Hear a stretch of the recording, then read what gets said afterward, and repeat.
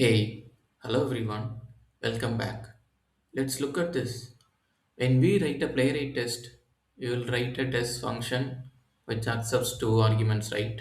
First one is a string, which is a test title, and second one is a arrow function. Basically, it's a function which has the test steps, right?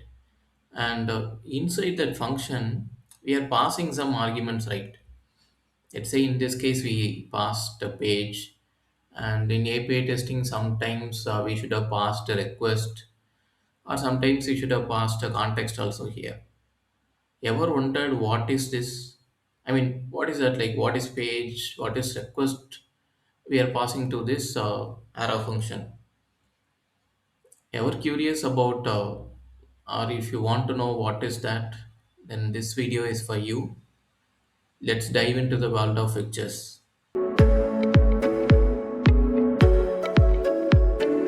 So pictures in Playwright. So Fixture's real meaning is basically it is fixed. It's like a ready-made helper or a automatic helper that automatically set up and clean up resources. For example, it will set up a page and it will clean up the page. It will set up the context and it will clean up the context. I mean, for each text, instead of writing the repetitive code, this Playwright fixture will do it for you. It may looks like you didn't understand. Let me explain it for you. For example, when we write a test, right? You ever wondered like when why we didn't write page.open and page.close? We never opened a page, right? We never closed a page. Fixtures handle that. It will handle that setup, like opening a browser page and tearing it down, closing the browser page automatically, right? Again, think about it. During Playwright test creation, we never wrote code to opening a browser or opening a new page.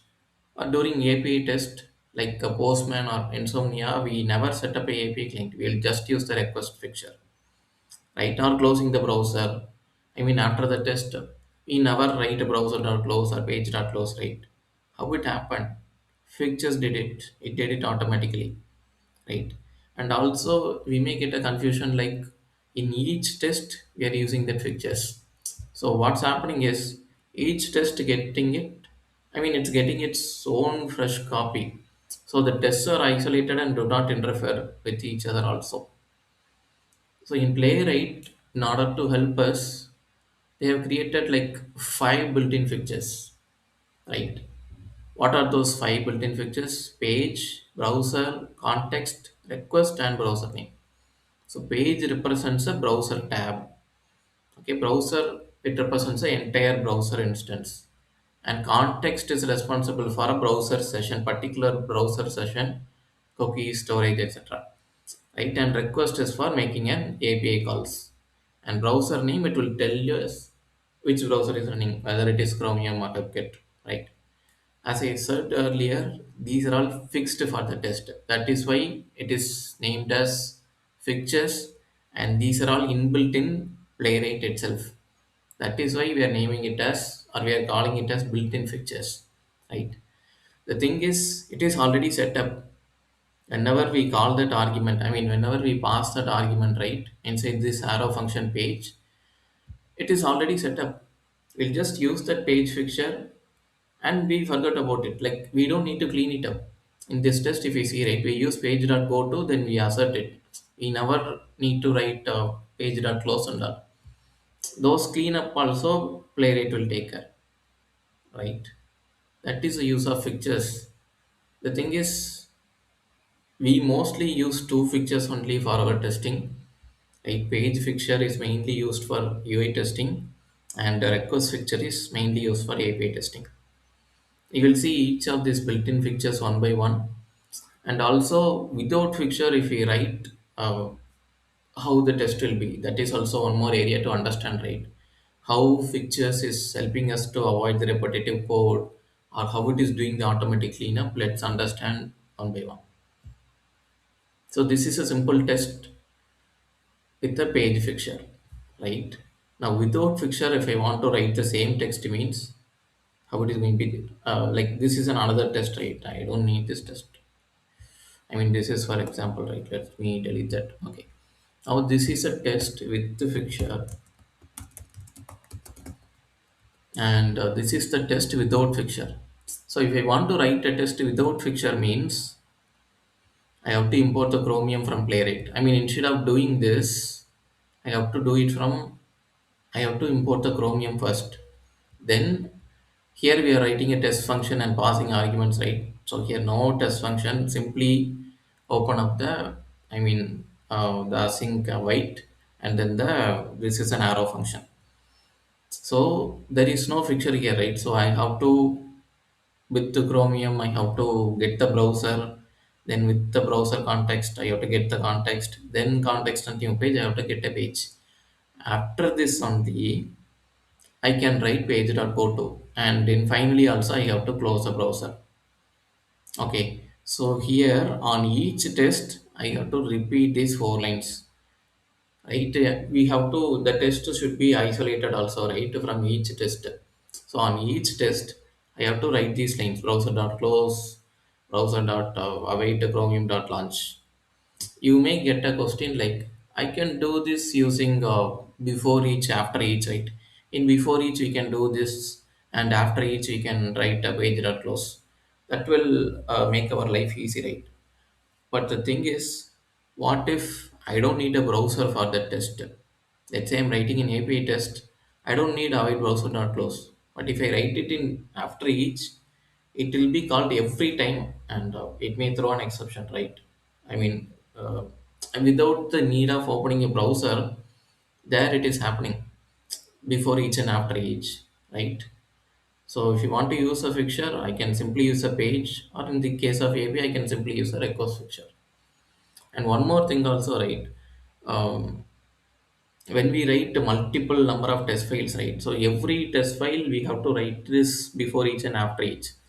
So in order to avoid this and make the code look cleaner and each fixtures is given, right? So basically, inside the we are just writing this page, right? We are just passing this argument.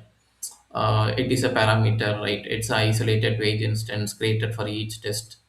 And this is important one. Pages are isolated between tests due to fixtures dot context isolation. So we are saying fixtures most of the time, but where is fixture here?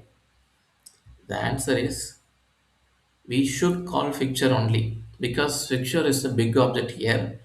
That big object contains these inbuilt fixtures: page, browser, context, request, and browser name.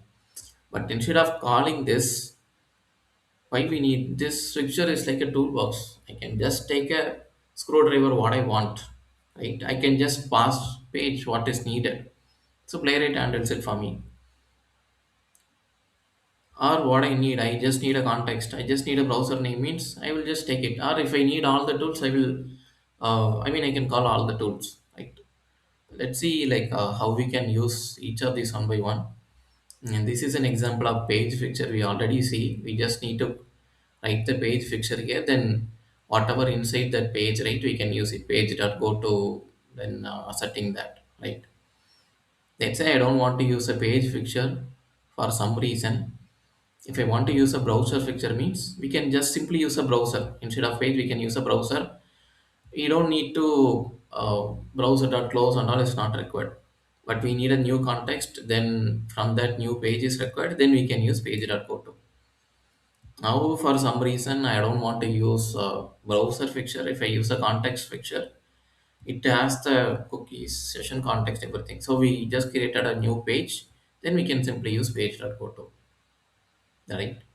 And if you use a browser name context, it will tell us like this test is running on Chrome or Edge. We can simply use a browser name context if you want to know which browser it is running, right? Because it will be there in config, and during the run, if you want to understand which browser it is running or to log it, we can use browser name fixture, right?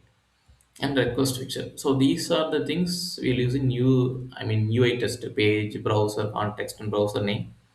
The request fixture, it is very useful for API testing.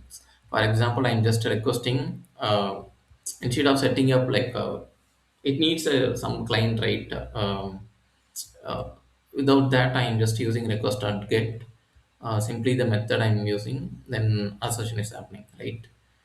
Simply use a request fixture, then do whatever the API actions we want to do, whatever methods request.get, request.post, like that, right? Now we can use multiple fixtures also in the same test. For example, this is a test function and this is a test title, right? Now inside this arrow function, I am passing multiple arguments, and from the fixtures, it is multiple objects: browser name, context, request. All these parameters can be passed and can be used inside. So since we use context, right, I'm creating a page here, context at new page, and it's running in which browser, right? So it is console logged here. Then this request fixture lets us make API call. So all these fixtures can be used in a single text also, or based on the usage. If it is a user, I mean UI test, we can use a page fixture, and if it is a API test, we can use a request fixture. Right, simple, right? So with the fixtures, what we can achieve is, yeah, we achieved no repetitive code. I mean, we can reduce the repetitive code and clean up also. We don't need to take care of it. The switches take care of it automatically. Nice, right? So these five built-in fixtures are available. We can we already using it, but we may not aware why we are passing page here, why we are passing request here. Basically, these are all the fixtures, right? And one more thing is, like, we can define custom fixtures also. For example, instead of writing the code for logging in, like filling the username, password, clicking and submit, right? Instead of doing that, we can create a custom fixture for that login state. Or in a test, if you are using a DB connection, right? Let's say for in order to take a test data, I need a DB connection, means for the DB connection, we should write some setup, right? That thing also we can define as a custom fixture. We can use test.extend method, or we can use a test.use method. Like by using this, we can create a custom fixture, but that is for the next video. Thanks for watching.